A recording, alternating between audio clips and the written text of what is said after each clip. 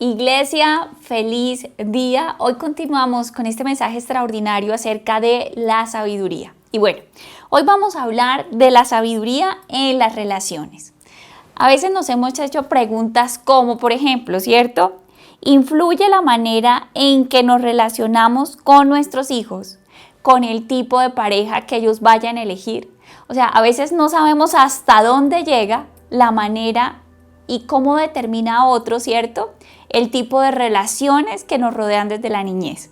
Hoy vamos a mirar cómo muchas de las últimas investigaciones a nivel del cuerpo, a nivel del cerebro, han demostrado que la calidad de las relaciones que tú tengas puede producir un efecto positivo sobre tu cerebro y tu salud o un efecto negativo. Hay una hormona conocida como la hormona del bienestar, que es la oxitocina, que es una hormona que se segrega cuando estamos en medio de relaciones sanas. ¿Y qué hace esta hormona? Esta hormona repara el cuerpo. Por ejemplo, esta es la hormona que se segrega cuando una mujer rompe fuente para empezar el proceso de dar a luz. Esta hormona se segrega en cantidades abundantes. Es la hormona que se segrega en el proceso de lactancia. Es la hormona que se segrega cuando tú ves la cara tierna de un bebé y tú dices, ¡ay, tan lindo! ¿Cierto? Esa es la hormona. ¿Qué pasa en nuestro cuerpo cuando esa hormona se está segregando? Pues ocurren muchos beneficios. Aún en la restauración de nuestro cuerpo. Por eso se llama la hormona del bienestar. Es la hormona que tú y yo segregamos cuando estamos hablando. Pensemos en esas personas que uno dice, ay, tan rico que es hablar con esta persona, que es tomarse un tinto con esta persona, que es contarle mis cosas a esta persona, o que es tomarnos no sé, un capuchino o ir a una cena o sencillamente sentarnos a hablar, ¿cierto? Por teléfono. Esa es esa hormona. O cuando en la noche nos acostamos con nuestros hijos, ¿cierto? Cuando están pequeñitos y les sobamos la cabecita y les sobamos la espalda. Es esa hormona, esa es la oxitocina. Y también hay una hormona que se segrega por nuestras relaciones, pero se llama la hormona de la inflamación, ¿cierto? Cuando se segrega en exceso, porque es una hormona necesaria, si no, no andaríamos en nuestro día a día, porque es la hormona que pone a andar nuestro organismo, y es el cortisol. Pero cuando esa hormona es segregada en cantidades abundantes, ¿qué le pasa a nuestro cuerpo? Lo inflama. Entonces esta es la hormona que se segrega cuando tú quieres huir, cuando te sientes atacado, cuando sientes que no te gusta estar con alguien. Entonces las relaciones tienen todo un efecto químico, ¿cierto?, sobre nuestro cuerpo. ¿Qué otra cosa producen las relaciones? Imagínense que hay investigaciones. Anteriormente lo más importante era tu conocimiento, tus títulos, pero hoy en día se cree que el 70% de las posibilidades laborales que tiene una persona está directamente relacionado con su capacidad de gestionar una buena o una mala relación. Por ejemplo, ¿por qué una persona la despiden de una empresa? La despiden porque es respondona, la despiden porque no sabe aceptar correcciones, la despiden porque no sabe ser amable con sus compañeros, no sabe trabajar en equipo, ¿sí ven? O sea, muchas de las cosas que pueden llevar a gestionar o que alguien permanezca en un trabajo es la forma en que se relaciona con otros. Entonces, aquí quiero hacerles algunas preguntas, ¿cierto? Para saber, para tener un diagnóstico de cómo es la calidad de las relaciones que tú y yo estamos teniendo, ¿listo? Vas a pensar en esas relaciones que tú tienes miedo a decir cosas porque se enojan contigo. Entonces, una relación donde yo digo, mejor no digo esto porque se enojan, ¿cierto? Entonces, es una relación donde no hay libertad. Seguramente lo que yo segrego en ese tipo de relaciones donde hay miedo es cortisol. ¿Tienes miedo que si colocas límites te van a dejar de querer? Porque si yo tengo miedo, no hay libertad, ¿cierto? Entonces, son relaciones que ejercen una presión sobre mí. Disfrutas de algo, te compras algo, pero sientes culpa si no se lo puedes dar a determinada persona o si tal persona no puede disfrutar lo mismo que tú. Son relaciones, ¿cierto?, que no son saludables, porque ¿qué generan en nosotros? Generan culpa, y la culpa no es una emoción saludable, ¿cierto?, cuando se segrega o cuando la ejercitamos en exceso. Experimentas demandas, experimentas que te enjuician, experimentas que te descalifican, experimentas violencia física o verbal, experimentas que te tratan como un niño o una niña cuando ya no lo eres, sientes que son relaciones que te hacen sufrir. Cuando yo tengo este tipo de relaciones, ¿qué me está queriendo decir? Son relaciones que no me están produciendo un bienestar ni están haciendo producir cosas sanas en mi cuerpo. Entonces vamos a pensar en algo. Hay personas que tienen este don de gente, ¿cierto? Que donde llegan hacen que los demás segreguen cortisol, ¿cierto? Sonríen y todo el ambiente se transforma y son personas que generan un ambiente. De hecho, las hormonas no solamente nos afectan a nosotros, sino que afectan el ambiente donde estamos. Por eso hay personas que donde llegan transforman el ambiente. Sin embargo, hay otras personas, y hoy vamos a ver por qué pasa eso y por qué con algunas personas nos pasan y por qué con otras no. Porque a algunas les hacemos segregar cortisol y a otras les producimos oxitocina. Porque para unas personas somos muy beneficiosos y para otras no, ¿cierto? Hoy lo vamos a ver. Y vamos a hablar precisamente de aquellas personas hoy que por lo general dicen, bueno, mis experiencias con las relaciones interpersonales no son tan buenas. Por lo general, esto es lo que me ha pasado. Por lo general, me he rodeado de personas que no disfruto las relaciones, que por lo general son relaciones que me cargan en un gran porcentaje. Y hoy vamos a entender qué puede estar pasando, ¿listo? Entonces, ¿cuál es el primer punto? Que yo tengo que ver si mis relaciones no son sanas, si mis relaciones son conflictivas, si lo que yo atraigo en mis relaciones son relaciones de irrespeto, son relaciones donde abusan de mí, son relaciones donde se pasan los límites, son relaciones donde yo termino diciendo, no, me prefiero estar solo porque, o sea, una relación es una carga. Hoy vamos a ver eso por qué pasa, porque ese no es el diseño, ¿listo? Entonces, ¿qué es lo primero? Lo primero, y hoy no vamos a hablar de 10 tips para que tú tengas buenas relaciones o algo así, no. Hoy vamos a hablar de las causas espirituales, hoy vamos a hablar de las raíces más profundas que pueden estar afectando en nosotros la forma en que nos relacionamos con otras personas, ¿listo? Entonces, lo primero que yo tengo que entender es mi niñez, yo tengo que entender mis herencias generacionales, ¿cierto? Y yo tengo que entender las marcas de mi vida.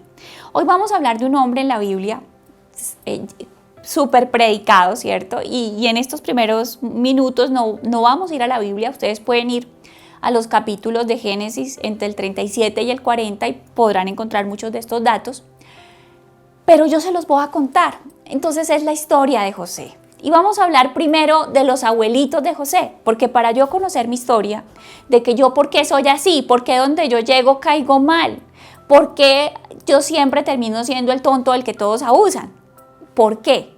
Entonces lo primero que tengo que ver es qué es lo que yo heredé de mis abuelos. ¿Cómo era la familia de José? Imagínense que los abuelitos de José, Isaac y Rebeca, ¿cierto? Los papás de su papá era Jacob, tenían unas particularidades. Isaac era un hombre pasivo, su esposa, o sea, la abuelita de José, era una mujer controladora. Ellos dos no tenían unidad en la visión. O sea, ¿cuál era la herencia de la casa de los abuelos que heredó José? Ellos no tenían unidad en la visión, ¿cierto? O sea, Isaac decía, le quiero dar la primogenitura tal, y Rebeca decía, no, yo quiero que se la des esa tal. Y como no se ponían de acuerdo, pues Rebeca era bien hábil, hacía lo que fuera para imponer su criterio. Isaac tenía preferencias, tenían dos hijos, uno era Jacob, o sea, el papá de José, y el otro era Esaú, o sea, el tío de José. Entonces, Isaac prefería a Esaú y Rebeca prefería a Jacob. Entonces, ¿cómo era este hogar? Era un hogar dividido, era un hogar con preferencias, y aparte, era un hogar sin unidad de criterio, sin unidad de visión, y aparte, era un hogar de contiendas. Desde el vientre se la pasaron peleando, ¿cierto? Eso nos dice la Biblia, que Jacob cogió a Esaú del tobillo porque no quería que él saliera antes que él, que su hermano fuera el primero. Entonces, desde el vientre peleaban. Era un hogar de peleas. Esta fue la herencia que trajo este niño. Entonces, a veces yo puedo decir, ¿por qué me está pasando esto? Pregúntese cuál es su herencia. Investigue cuál es su herencia. En los procesos de sanidad de la iglesia, cuando empezamos esta parte, a veces las personas se bloquean y dicen, no, pero mira, yo no me acuerdo, pero todo ha sido como muy normal, pero a mí me parece que mis abuelitos eran muy lindos, ¿sí? Entonces, cuando ya empiezan a investigar y cuando el Espíritu Santo empieza a abrir los ojos, dicen, bueno, sí, mi abuelito era muy lindo, pero le pegaba a la abuela. Mi mamá, mi abuelita era muy linda, pero era controladora, era impositiva, ¿sí? No dejaba que los hijos hicieran hogares libres, los quería mantener en casa. No dejó que las esposas ejercieran su lugar de esposas, por ejemplo. Entonces empiezan a salir muchas cosas cuando empezamos a hacer este tipo de investigaciones. ¿Y por qué es necesario? Porque en esas raíces es donde a veces están el problema nuestro para relacionarnos con otro, en eso que tenemos en el ADN, en esa carga genética que traemos. En los procesos de la iglesia, en este último tiempo, Dios ha venido mostrándome algo y es acerca de mi herencia por parte de mi bisabuelo paterno. Él murió cuando ni siquiera mi mamá había nacido, murió cuando mi abuelito estaba muy pequeñito. Y en un tiempo de oración, el Señor empezó a hablarme de mi bisabuela por parte paterna y de mi abuelo. Entonces, claro, nadie lo conocía a él. Mis tías decían, no sabemos, nunca nos contaron su historia. Hay una hermana de mi abuelito que todavía está viva. Entonces me dijeron, bueno, llámala a ver si de pronto. Yo la llamé y la hija me decía, mira, lo que pasa es que ella ya no se acuerda casi de nada, a veces ni de nuestros nombres. A veces tiene momentos de lucidez. Y yo me acuerdo que yo le dije, tía, yo quiero que me cuentes acerca de mi bisabuelo, Valentino Santana, ¿sí? Y ella empezó a contarme toda la historia. Miren, gracias a Dios yo le había contado a una tía muy cercana, yo le había dicho, mira, yo estuve orando y el Señor colocaba en mi corazón que gran parte de las cosas que vivimos como familia, cosas que arrastramos que no son buenas, se originaron en una situación con nuestros bisabuelos, y fue esta situación. Cuando mi tía me contó esa historia tan idéntica a lo que el Espíritu Santo me había colocado en mi corazón, yo decía, o sea, el Señor es extraordinario y el Señor necesitaba que yo trajera esa circunstancia del pasado, que orara por eso, que reconociera que eso estaba mal, que proclamara la sangre de Cristo, que me apropiara de que el Señor había limpiado eso sobre mis generaciones. ¿Para qué? Para romper, porque eso ya no tiene por qué estar afectando ni mi vida ni la de mi familia, pero la seguía afectando. A pesar de que ya Cristo obró en la cruz, yo tenía que apropiarme de eso. ¿Cuándo me apropio? Cuando lo identifico. ¿Qué más le pasó a José? Ya no solamente su herencia paterna, y que era súper fuerte, sino su propia casa, lo que él vivió en su niñez. Imagínense que José quedó huérfano, se cree que sobre los 7 años, por falta de una tenía 2 madrastas y tenía un poco de hermanastros. O sea, imagínense cómo fue el ambiente, ¿cierto?, en el que creció José. Seguramente José llegaba a la cocina y decía, bueno, estaba el sancocho de gallina. Y él decía, yo quiero la pechuga, pero a todos los hermanos él veía que le daban las mejores presas y para José la patica de la gallina. Y seguramente él decía, ¿pero por qué? ¿Por qué? Y él seguro se reía con sus madrastas, pero por las risas más lindas que él botara, pues no le botaban ninguna presita mejor. Y esas cosas que van generando en José, van generando rechazo, van generando, por más que yo haga, por más que yo quiera agradar, no logro que me quieran, algo está mal en mí.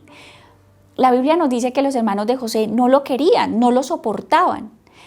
Claro, imagínense un partido de fútbol, ¿cierto? Entonces ahí el chinito en la banca y diciendo, bueno, aquí estoy yo, pero nunca lo colocaban a jugar. ¿Por qué? José no había hecho nada, sencillamente porque él no hacía parte de ese núcleo. Y aparte de todo esto, Jacob, ¿cierto?, el papá de José, ¿qué hizo? Amaba a José más que a los otros hermanos. Le dio un rol que no tenía que darle porque era el rol de él como papá. Lo puso a que él vigilara a sus otros hermanos. ¿Y esto qué produjo? Pues que lo odiaran más, que lo odiaran más de lo que lo tenían que odiar. Y miren, a veces nosotros como papás y a veces nuestros papás también nos marcaron sin saberlo. Esto de dañar los roles en las casas es algo muy normal.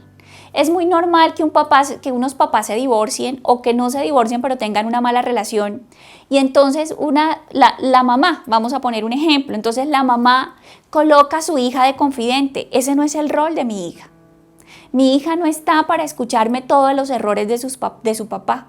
El rol de mi hija no es ser mi mejor amiga, no. El rol de mi hija es ser hija. O el rol mío como hija es ser hija. O por ejemplo, el papá es alcohólico, ¿cierto? Hay varios hijos y el hijo mayor es se volvió el papá de la casa. Es el que toma las decisiones, es el que provee, es el que cuida, es el que se le sobreexige, se le hace un daño. ¿Por qué? Porque él no era el papá, él era el hijo. Entonces los hermanos le demandan como se le demanda al papá. No, no le tienen por qué demandar así. No lo pueden tratar como un hermano, porque uno por lo general le demanda más a los papás que a los hermanos. Se dañan los roles y se daña el ambiente de la casa cuando se dañan los roles. Entonces todo esto lo traía José.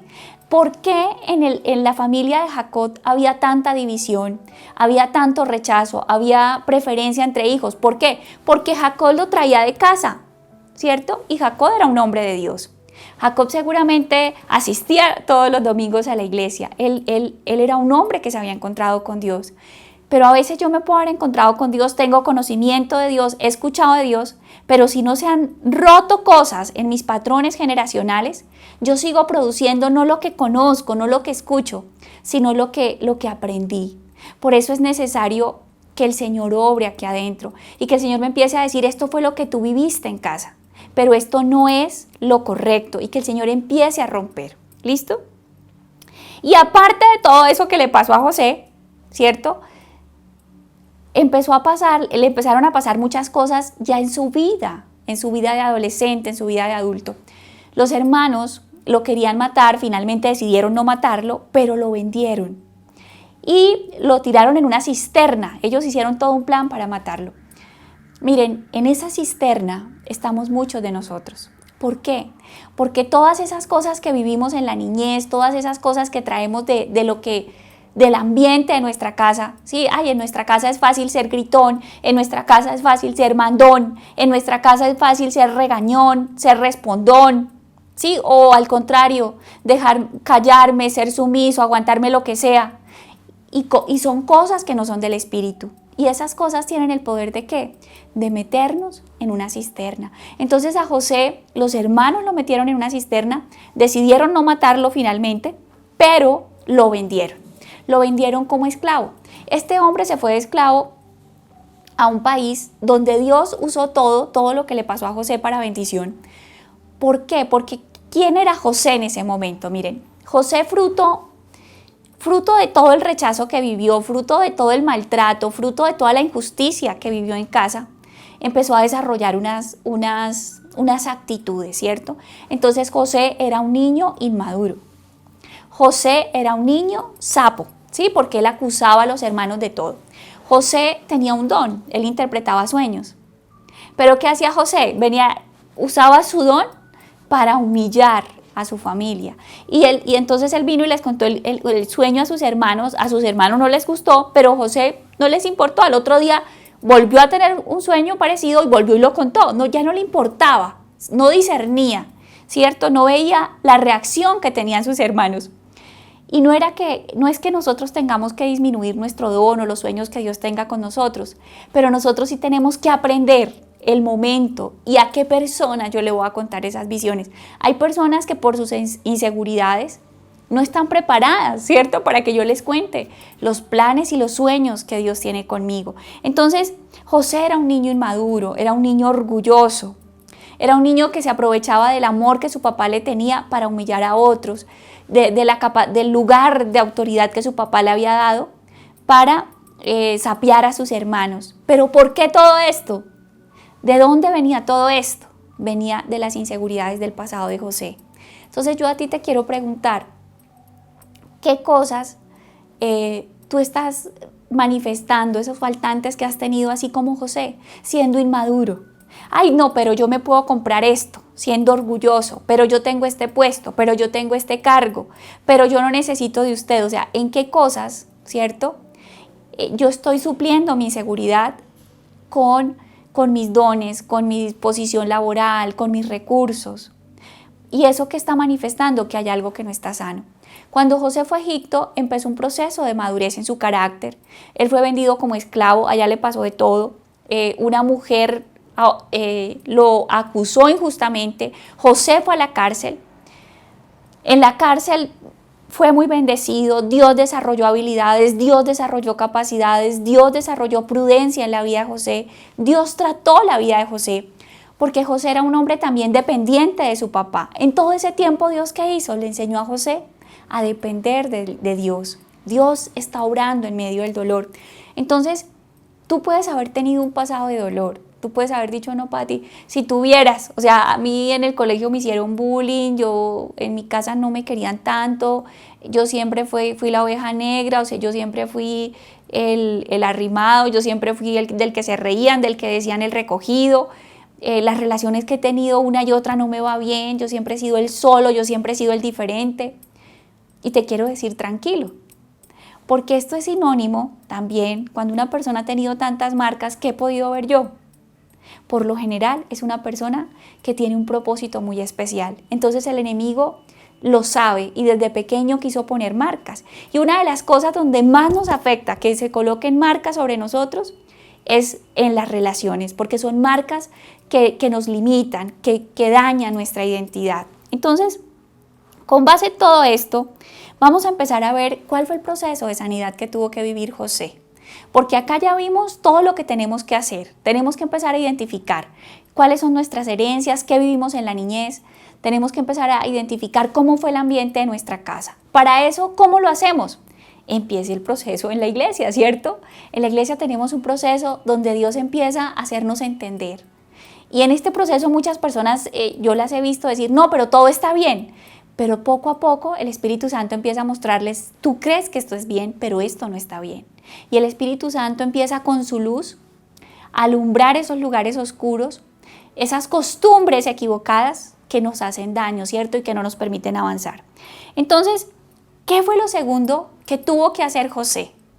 Tuvo que salir de la cárcel. Quiero que vayamos a Génesis 42, 17.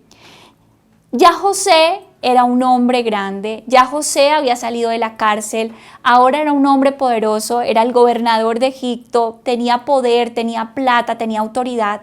Pero miren esto tan importante y esto tan lindo, o sea, a veces uno dice, no, si ya una persona tiene plata, si ya una persona tiene prestigios, ya José se había casado, era felizmente casado, tenía unos hijos a los que amaba, nos dice la Biblia, que lo hicieron feliz en la tierra de su aflicción.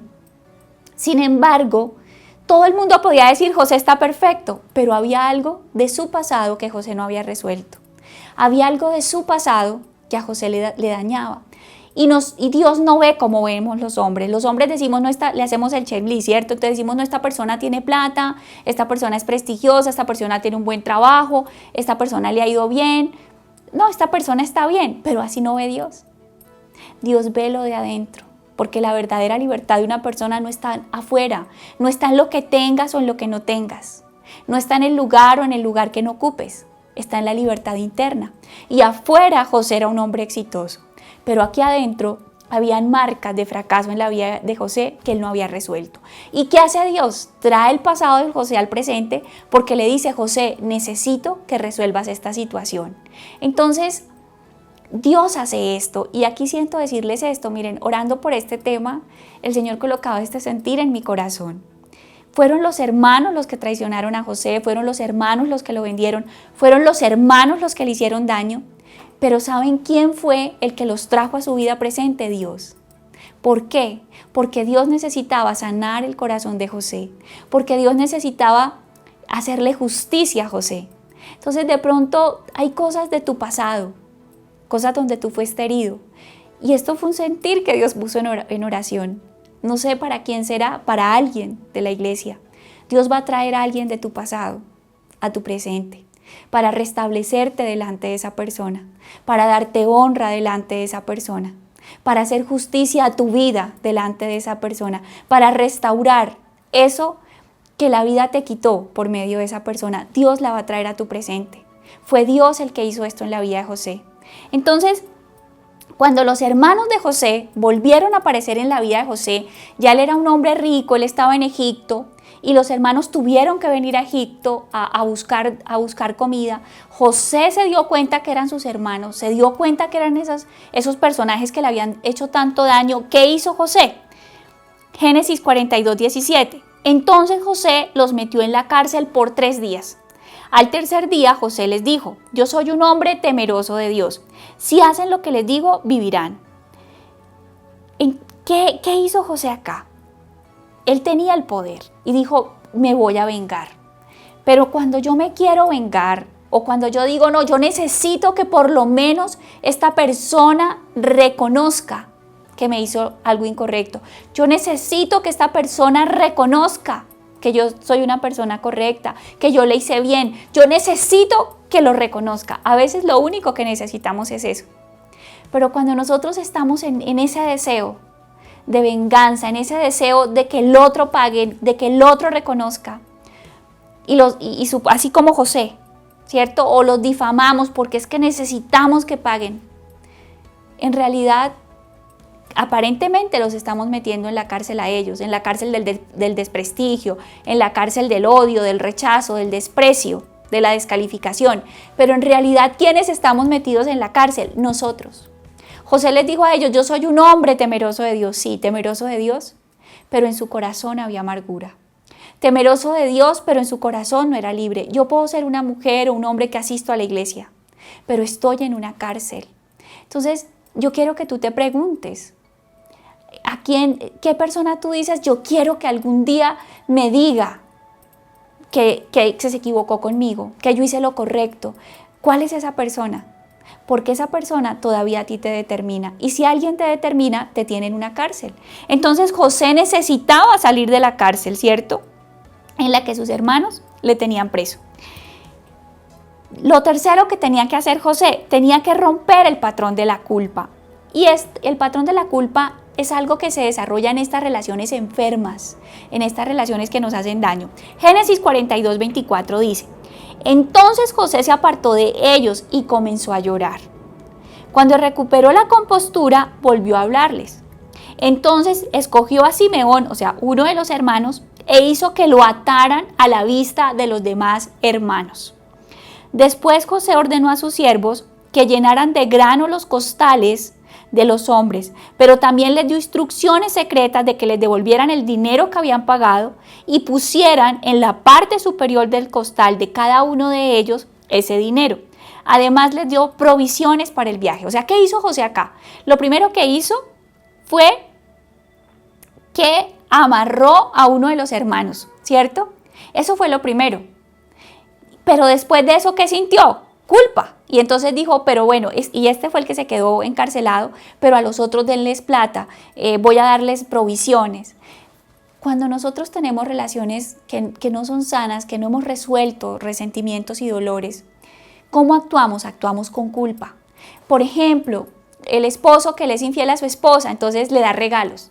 O maltrato a alguien, pero después le consiento, ¿sí? Porque siento culpa. O a veces con los hijos, somos atrevidos como papás, a todos nos pasa. O tenemos mucho trabajo y no les dedicamos tiempo. Entonces, ¿cómo compensamos cuando nos dejamos mover por la culpa? Vea lo que quiera, no le coloco obligaciones, no le coloco límites, porque siento que debo pagarle a esa persona. Y la culpa nunca nunca es algo bueno en medio de las relaciones. Les voy a colocar un ejemplo de cómo funciona la culpa. Cuando una niña con bulimia o un niño con bulimia vomita la comida, ¿por qué lo hace? Porque tiene una creencia que la comida es mala. Es una creencia equivocada, ¿cierto? Entonces, cuando come lo que él cree que no puede comer y cree que eso está mal, ¿qué hace? Se castiga. Porque siempre que hay culpa, yo necesito ser castigado. Entonces, cuando tenemos relaciones con culpas, nos castigamos. Nos castigamos no permitiéndonos ciertos lujos, nos castigamos no permitiéndonos disfrutar, nos castigamos sintiéndonos malos. Y esto le pasaba a José, ¿cierto? Entonces, ¿él qué hizo? Quiso compensar. Él sabía que lo que estaba haciendo estaba mal, pero quiso compensarlo ¿cómo? De una forma incorrecta, por medio de la culpa. En cuarto lugar, yo debo reconocer el dolor. Dice Génesis 45:2. Entonces perdió el control y se echó a llorar. Lloraba con tanta fuerza que los egipcios podían oírlo, y la noticia llegó pronto hasta el palacio del faraón. Para este hombre era fácil decir: bueno, ya pasó, ya se me olvidó. Lo más difícil a veces en los procesos de sanidad es este momento. Este momento donde yo tengo que decir, me dolió que mis hermanos me hicieran eso, me dolía que nunca jugaran conmigo, me dolía que me aborrecieran, me dolía que me vendieran, me dolió que me quisieran matar, me dolió que me envidiaran. Hay un momento donde yo tengo que reconocer que me dolió. Hay algo particular que pasa en los procesos de sanidad y es que yo puedo perdonar a mis padres, todos cometemos errores, yo como mamá los estoy cometiendo, mis papás los cometieron porque el único perfecto es Dios. Pero para que sanemos, ¿cierto? Y antes de perdonar, lo primero es reconocer el dolor. Entonces, sobre todo en los casos de abuso sexual, pasa algo constante y es que las personas dicen, no, pero mi mamá no tuvo la culpa, ¿sí? Ella lo permitía porque le tenía miedo a mi papá, un ejemplo. Y ahí es importante decirle sí, puede que ella no tuviera la capacidad para ponerle límites, pero tú tienes que reconocer que eso era incorrecto. Tú tienes que reconocer que eso te dañó. Tú tienes que reconocer que tú necesitabas una mamá que te defendiera, no una que se quedara callada. Y hasta que la persona no puede reconocer que cometieron un error con ella, que eso le dolió, que eso le lastimó, su proceso de sanidad queda dividido, no puede avanzar. Entonces, ¿José qué hizo? José tuvo que reconocer su dolor. A veces hay personas que dicen, no, pero yo no tengo ningún dolor, ¿cierto? En el proceso de la iglesia, no, yo no tengo ningún dolor, todo está bien. Pero entonces, aquí empiezan varias preguntas, pero si todo está bien, ¿por qué eres tan prevenido? Pero si todo está bien, ¿por qué le preguntamos a tu esposo y eres tan descalificativa, tan humillativa, tan dura, tan controladora? ¿O por qué le preguntamos a tu esposa y eres tan iracundo? O si todo está bien, ¿por qué tienes esa atadura a la que nadie le has podido contar de pornografía, de alcohol, de juegos? Porque siempre que hay una adicción, hay una evasión. O sea que hay algo que no está bien, pero no lo quiero reconocer. Entonces, ¿pero por qué nos evadimos? Porque no es fácil. No es fácil reconocer el dolor, pero es necesario para poder sanar nuestra forma de relacionarnos con otros. ¿Listo? En quinto lugar, tenemos que quitarnos la máscara. Génesis 45:3. José ya se presenta ante sus hermanos y él les dice, soy José, dijo a sus hermanos. Acuérdense que antes él con qué estaba, con la máscara egipcia, ¿cierto? Con todo ese disfraz. Pero él tuvo que quitarse y descubrirse. Por eso los hermanos no lo han podido reconocer. Y él les dice, soy José, dijo a sus hermanos. ¿Vive mi padre todavía? Pero sus hermanos se quedaron mudos. Estaban atónitos al darse cuenta de que tenía a José al frente de ellos. José les dijo, por favor acérquense. Entonces ellos se acercaron y él volvió a decirles, soy José, su hermano, a quien ustedes vendieron como esclavo en Egipto. Miren esto tan tremendo. Acuérdense que habíamos hablado de que José, a pesar de que era un niño noble, fruto de todo ese rechazo, de todo ese maltrato, de toda esa injusticia que él vivió, él se volvió orgulloso. Él se volvió orgulloso de sus dones, orgulloso de sus talentos. Se volvió el sapo, el que denunciaba a los hermanos, ¿cierto? O sea, Él empezó a colocarse máscaras. ¿Cuáles son las máscaras tuyas? Yo te quiero preguntar hoy, ¿cuál es tu máscara? La ira es una máscara, ¿sí? Entonces yo me pongo bravo para que no me digan nada, porque las máscaras me protegen, ¿cierto? El título puede ser una máscara, mi don. Me ha ido tan bien. Mi éxito puede ser una máscara, mis logros. Tu prevención puede ser una máscara, que no se me acerquen. La dureza puede ser una máscara. Siempre tengo esta cara tan dura, pero en realidad es una máscara. ¿Para qué? Para protegerme, porque aprendí que me va mejor cuando me protejo. Pero José, ¿qué tuvo que hacer? Quitarse la máscara. Y cuando me quito la máscara, ¿cómo quedo? Quedo indefenso. Soy yo. O sea, él dijo, ya no soy aquí el gobernante, no soy el mejor administrador, el que tiene ese don de interpretar sueños. No, él dijo, soy el hermano de ustedes, al que ustedes vendieron. Soy el niño que lloraba en la banca porque quería jugar con ustedes. Soy el niño al que no entendía porque le tenían tanta envidia. Soy el niño al que le pegaban empujones, coscorrones y yo nunca supe por qué. Soy este ser humano. Eso es quitarnos la máscara. Todas esas cosas detrás de las que nos escondemos y nos protegen.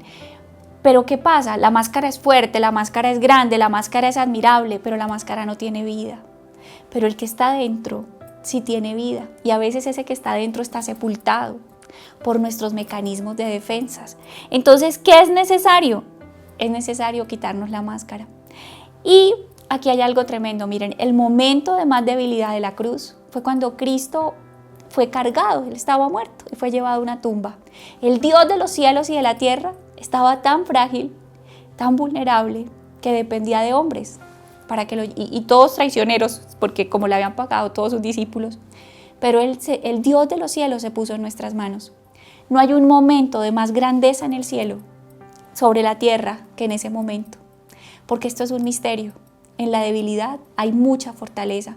Entonces, no tengas miedo a hacerte débil, no tengas miedo a quedarte, a ser humilde, a quedarte sin todo eso, a decir yo quería tu abrazo, yo quería tu respeto, yo quería tu amor, era lo que quería. ¿Sí? Porque para eso es ser vulnerable, eso es quitarnos la máscara, eso es quedar desnudos delante de otro. Y miren tan extraordinario, José les dijo, por favor, acérquense. Ellos fueron los que le fallaron, pero ¿quién les dijo? ¿Quién los acercó? Él. Fue él el que dio el primer paso. Entonces, ¿a quién necesitas tú acercar en este tiempo? ¿A quién? De tu pasado, que te hirió, que te lastimó, que fue injusto, que te odió. Y los hermanos de José nunca lo pudieron querer verdaderamente. Nunca supieron quién era José.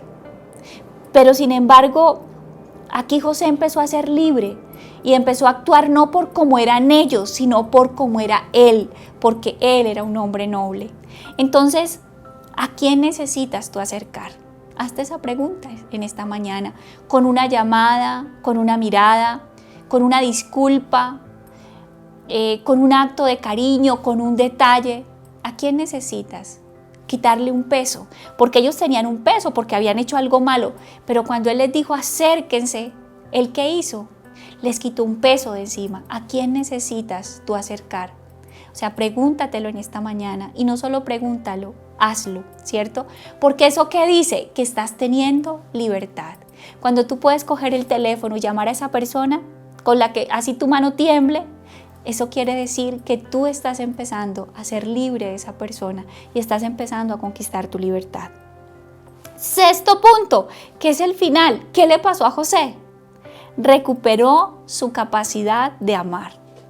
Dice Génesis 45, versículo 14.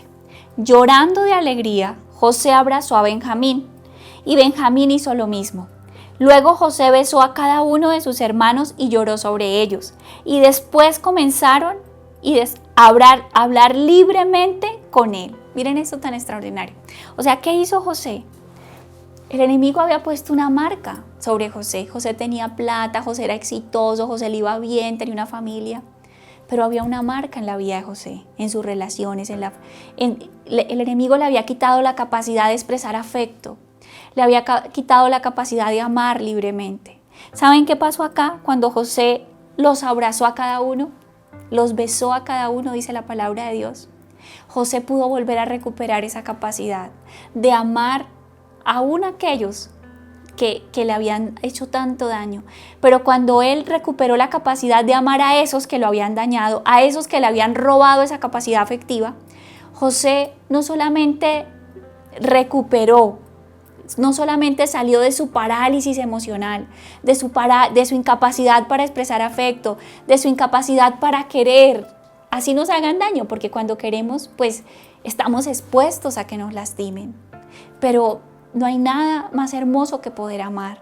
Y a José le había sido robada esa capacidad.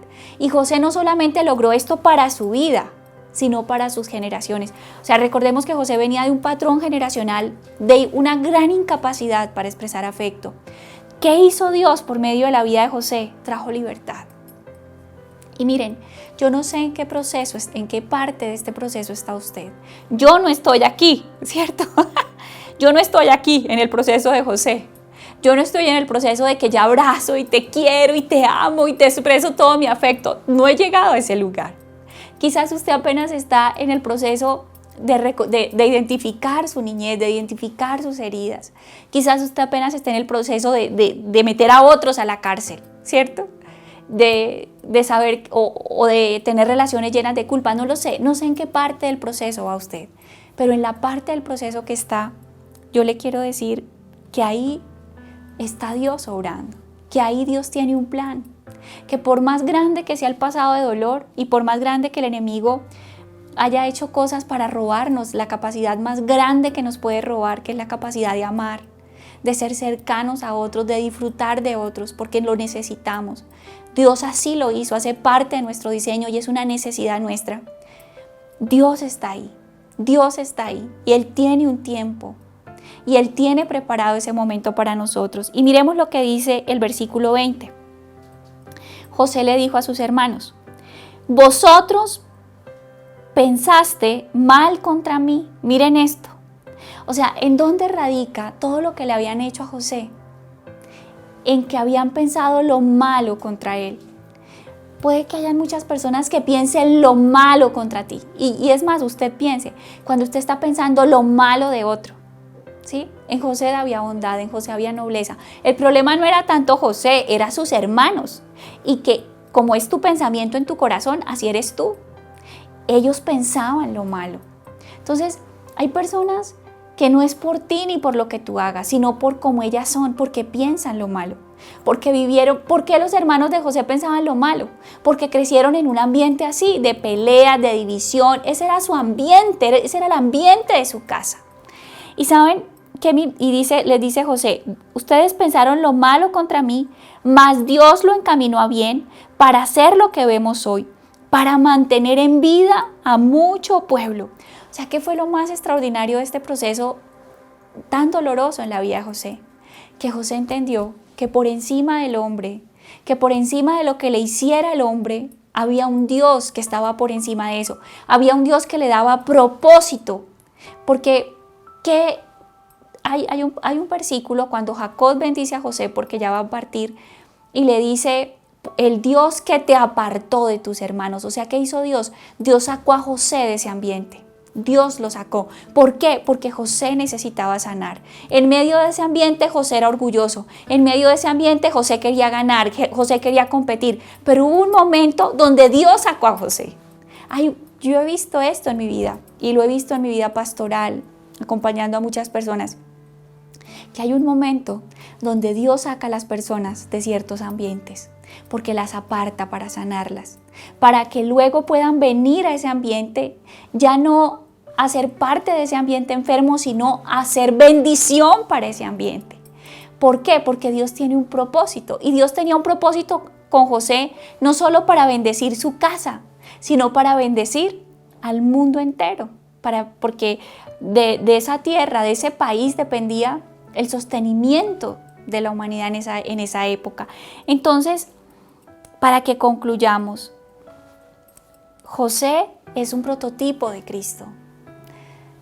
Y cuando yo miro a Cristo, ¿cierto? Yo puedo entender lo que vivió José.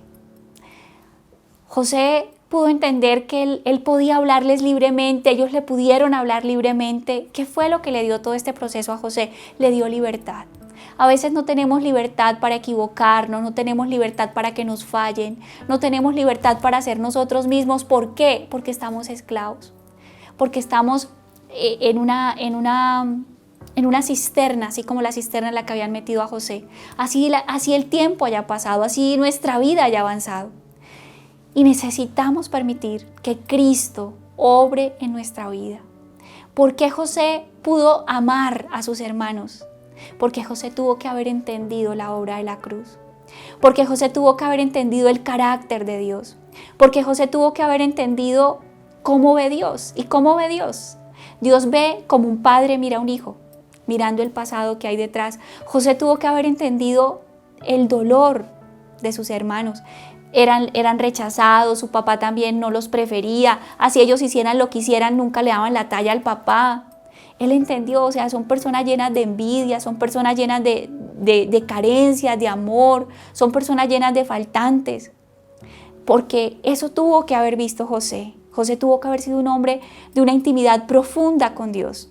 Porque yo solamente puedo producir este tipo de amor y este tipo de perdón con los demás. Mis relaciones aquí en este entorno solo pueden ser muy buenas cuando esta relación es fuerte. Entonces, ¿qué hizo José? Entendió el corazón de Cristo.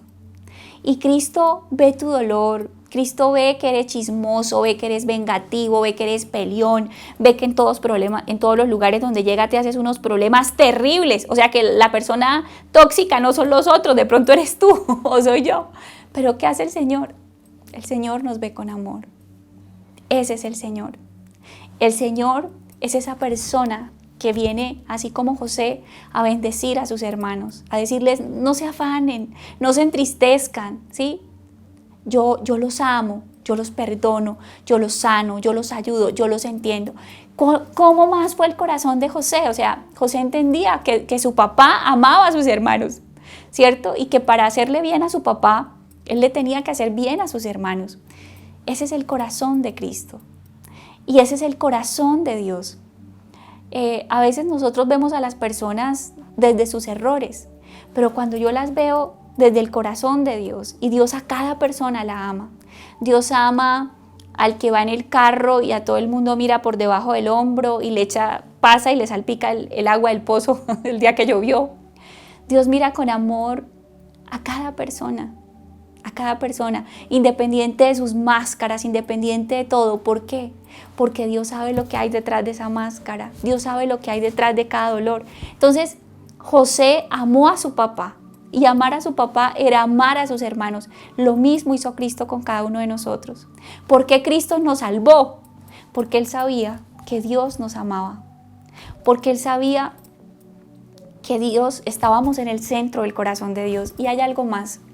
Hay un versículo en Hebreos que dice que el Señor tuvo como poco el dolor de la humillación, el dolor de la traición, el dolor de las ofensas. Dice que Él vio como nada, lo menospreció, le dio poco valor, no lo estimó. José tampoco le dio tanto valor. Ay, me traicionó. Imagínense, casi lo matan, lo vendieron como esclavo, o sea, lo que le hicieron fue muy terrible. ¿Por qué José no le dio tanto valor? Porque había madurado, porque Cristo había crecido en él. ¿Saben por qué a veces nosotros le damos tanto valor? Ay, me miró, me levantó la ceja, me torció la boca. ¡Qué desplante! Me dio la pata de gallina y no la pechuga. Y eso, o sea, y engrandecemos. ¿Saben por qué le damos tanto valor al dolor? Que a veces ni siquiera es tan grande. Porque hay mucho ego. Porque tenemos mucha conciencia de nuestra propia grandeza. Y hemos empezado a olvidarnos de la grandeza de Dios. Pero ¿saben qué le pasó a José? José maduró. Y cuando una persona madura, ¿sí?, deja de darle tanta importancia al dolor, deja de darle tanta importancia a lo que me hicieron o no me hicieron. Y es una persona que ve el dolor de Cristo. No, a Cristo sí le hicieron. A Cristo lo colgaron en una cruz. A Cristo le abrieron sus brazos. Él era el Hijo de Dios.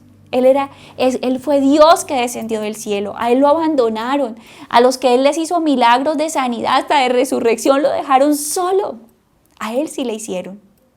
Y cuando yo veo a Cristo y dimensiono el dolor de Cristo, entonces mi dolor es pequeño. Pero ¿saben por qué nosotros engrandecemos tanto el dolor? Engrandecemos tanto las ofensas. Engrandecemos tanto, ay, es que dijo de mí, me dañó mi honra. A mí, de las cosas que me duelen, que hablen mal de mí, ¿sí? Pero ¿por qué engrandecemos tanto el dolor? Porque perdemos de vista la cruz. Pero José tuvo que haber visto a Cristo y tuvo que haber dicho, no, esto no es nada, esto no es nada. Si Él, que es el Rey de Reyes, hay una canción que me encanta que dice, Rey que perdona multitud de errores. Él es el Rey que perdona multitud de errores. O sea, a Él que le hicieron tantas cosas grandes, tan terribles, y Él vio el dolor tan pequeño, le dio tan poco valor al dolor. Entonces, ¿cuándo sanan tus relaciones? Cuando tú miras la cruz y dimensionas el dolor de Cristo y que Él lo vio como poco. ¿A qué le estás dando tanto valor? ¿En realidad te han herido así? ¿En realidad te han querido matar? ¿En realidad te han pegado con un puñal y te han clavado el puñal cerca a tu corazón? ¿En realidad son tan grandes las cosas que te están haciendo? en realidad? ¿O son cosas que tú crees grandes, que para tu parecer son grandes? En realidad son tan grandes como las heridas de la cruz. Porque si son tan grandes como las heridas de la cruz, no importa. Aún así fueran así de grandes, en Cristo tienes la posibilidad de sanar. Jeremías 8, versículo 4 dice: cuando una persona se cae, ¿acaso no vuelve a levantarse? Cuando descubre que está en un camino equivocado, ¿acaso no se da la vuelta? Entonces, ¿por qué esta gente continúa en su camino de autodestrucción? Y dice el versículo 11: ofrecen curas superficiales para la herida mortal de mi pueblo, dan garantías de paz cuando no hay paz. ¿Qué nos quiere decir el Señor en este pasaje?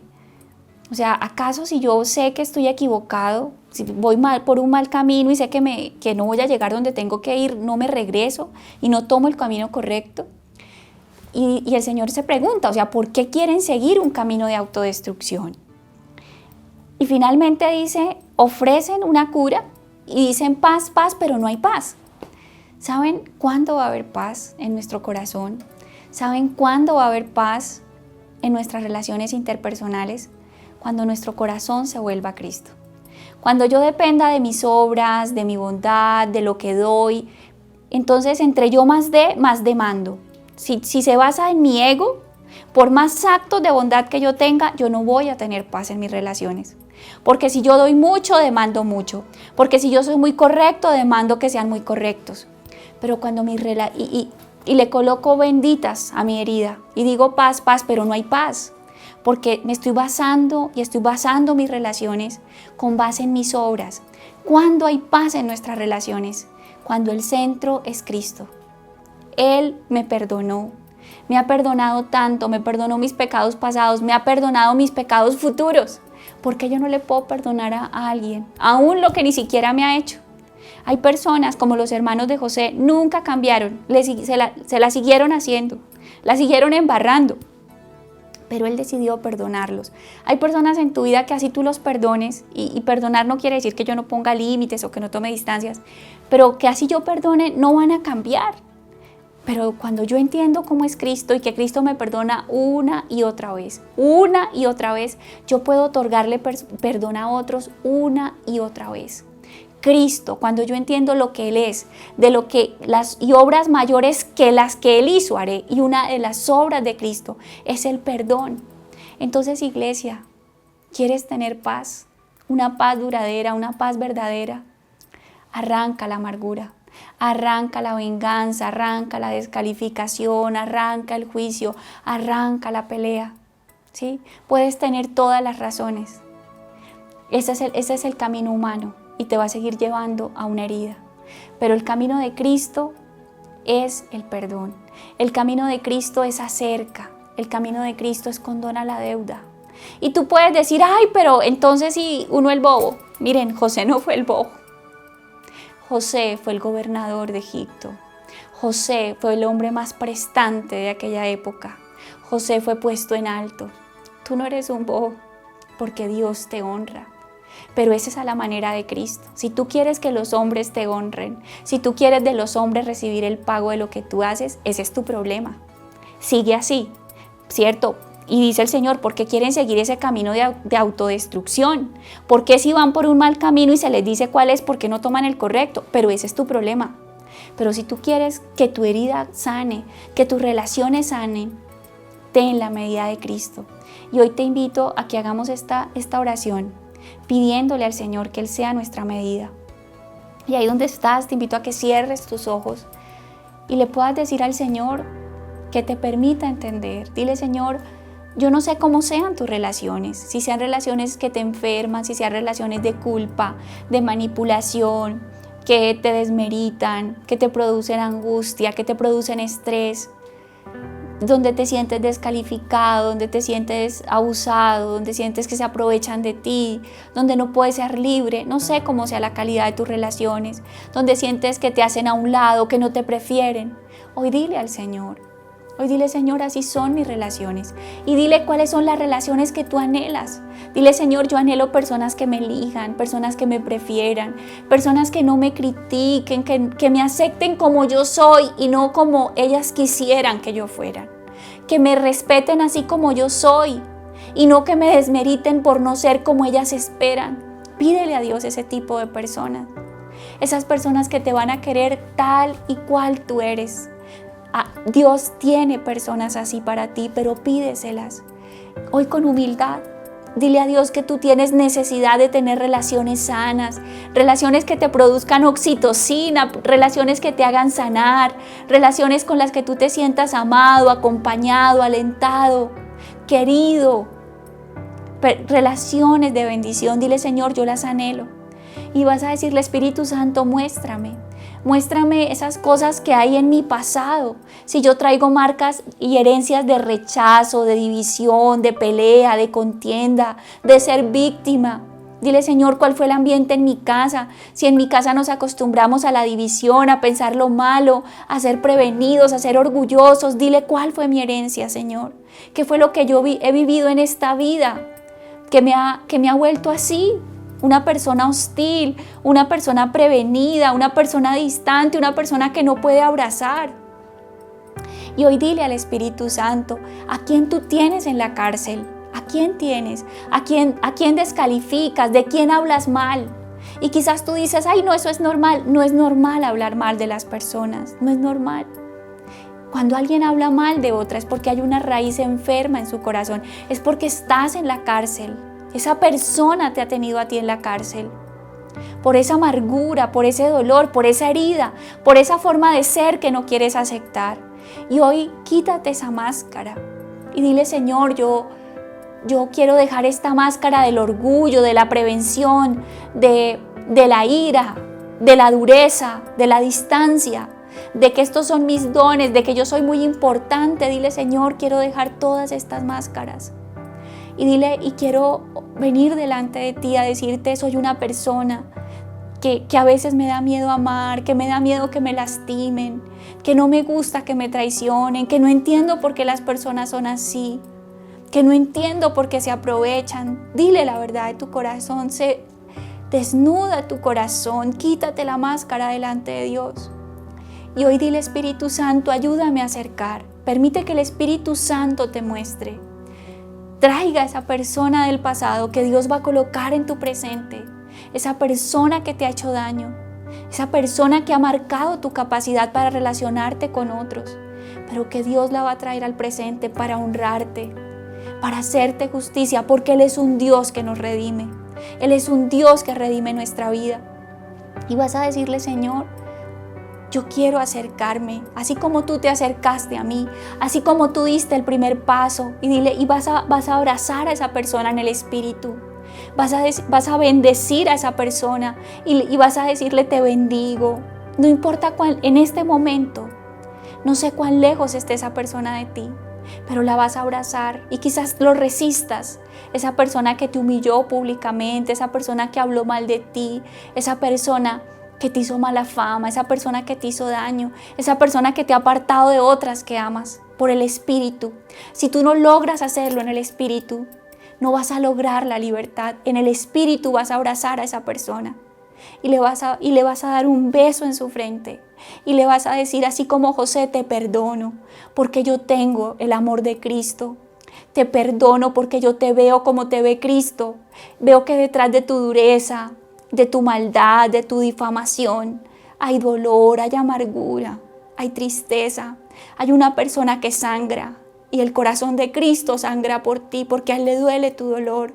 Por eso hoy te abrazo, porque he aprendido a ver cómo ve Cristo, como un padre mira a un hijo, mirando el pasado que hay detrás. Y hoy vas a ver tu dolor, qué fue lo que te hizo esa persona, y vas a ver la cruz.